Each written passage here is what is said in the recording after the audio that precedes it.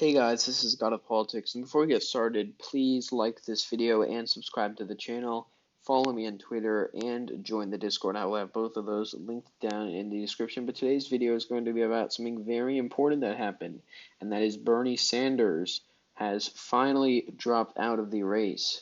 Obviously, this is the New York Times article talking about it here. Many people said that he wasn't going to drop out. People said he was going to stay until June.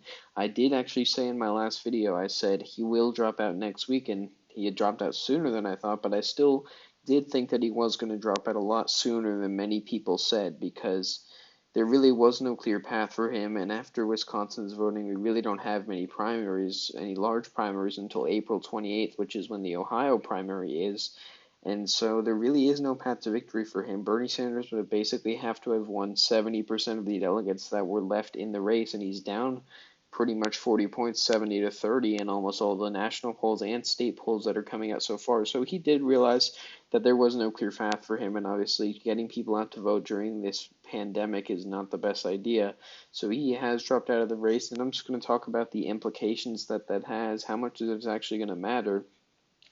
Looking at the delegates right now, Joe Biden is at 1,206. Bernie Sanders is at 890. That is a 316 delegate difference, which doesn't sound like a lot on paper, but when you actually think about the fact that Bernie Sanders has to gain that on Joe Biden, and also the delegates that were gained by the other candidates, it really was impossible for Bernie Sanders to get it. But looking at when Joe Biden is actually going to get the nomination, Biden is currently 785 delegates away. Bernie Sanders is 1,101 delegates away.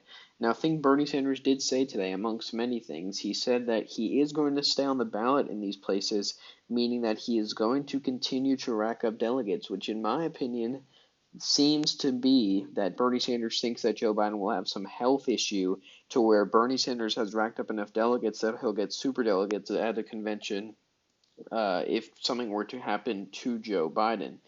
And that's what I think he is thinking by still keeping his name on the ballot and racking up delegates, or it's just a symbolic thing for him. It could be both. But looking at when Joe Biden will officially get it, he needs 1,991 delegates. He is going to need to get the nomination.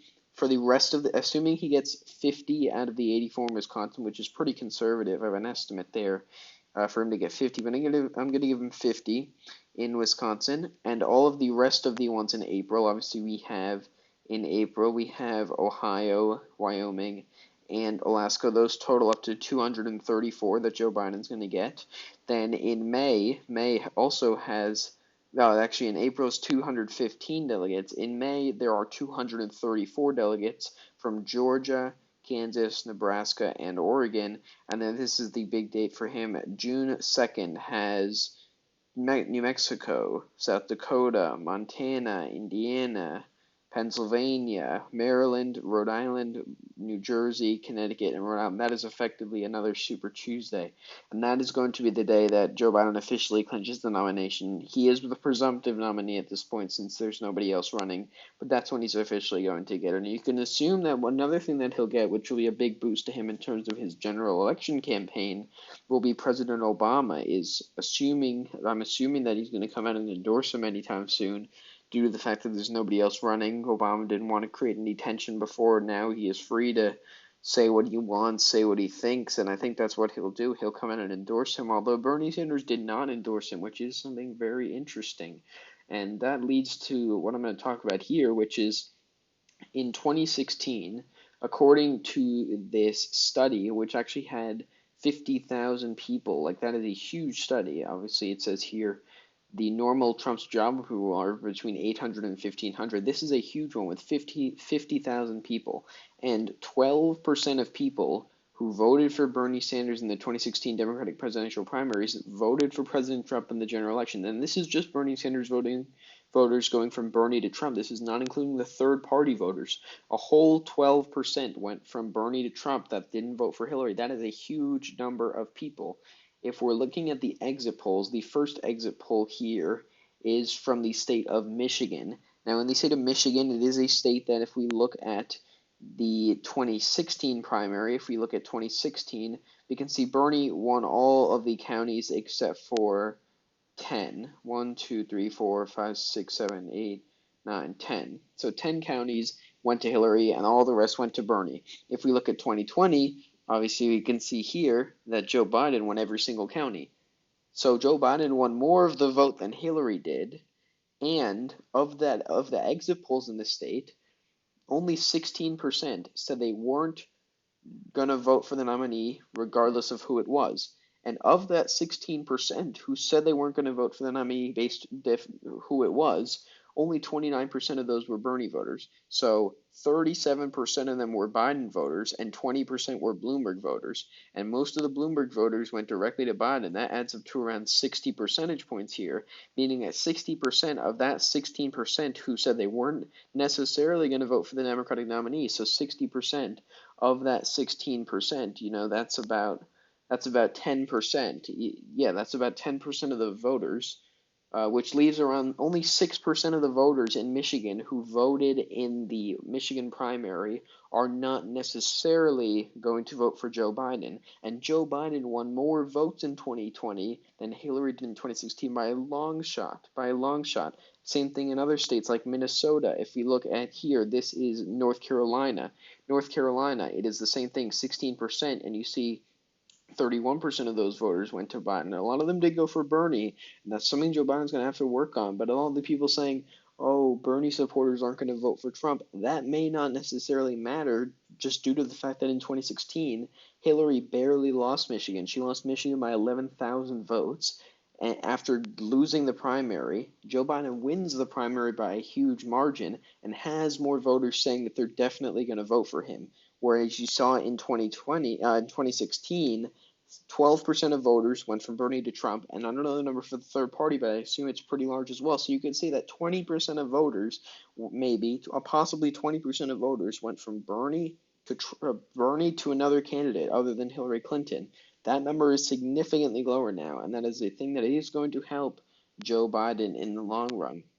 Another thing, Joe Biden is going to have to work on many things. That is getting the youth vote, getting the voters that did vote for Bernie. That is mostly youth voters. He's also going to need to get Latino support. Latino support is something Bernie Sanders worked on heavily in 2016 to 2020, getting those voters, trying to consolidate them. He did try to work with black voters, trying to get their support as well, but they went heavily to Joe Biden. But Latino voters have been going in favor of Bernie Sanders, so Joe Biden is going to have to get them. Maybe that's choosing to have Catherine Cortez Masto as a VP. Maybe it's choosing somebody else, but that's something he's going to have to work on, especially if he wants to win a state like Arizona. And he's going to need to consolidate support and unite the Democratic Party. That is the most important thing he's going to have to do. The thing is, this is April 8th. Bernie Sanders drops out on April 8th, 2020. In 2016, Bernie Sanders dropped out on July 12th. So there is a huge difference there. That's a 3-month difference you see in terms of when Bernie Sanders dropped out. That gives a lot more time for Biden to campaign, and it means that he's going to have a lot more support in general, meaning that it looks good for him in the general election. He can begin campaigning earlier, assuming this coronavirus thing ends, which may not even end until August, so that does hinder his ability to campaign. But things are actually looking up for Joe Biden. And then the last thing I'll look at is in terms of the general election polls. Right now in the general election polls, we can see that Trump is at 43.4, which is 2.7% down from where he was in 2016. In 2016, he finished with 46.1% of the vote according to RCP. The RCP average had him going up 2.5% in the polls. If he goes up 2.5% in the polls now, that's going to be putting him still below what he was in 2016. In 2016, he lost the popular vote by 3 million, and this time they're assuming he's going to get less of the popular vote, and that's even before a third-party libertarian kind of candidate comes in. And Biden has gotten the biggest boost in terms of the polls. He's at 49.7. Hillary was at 46.8. So there's a bunch of these factors that really are not looking too good for Trump at this point. And obviously, if you look at April, Hillary was leading by a lot, but it did get a lot closer. That could happen in 2020. They could wind down, but so far, Biden has maintained a pretty healthy lead so far.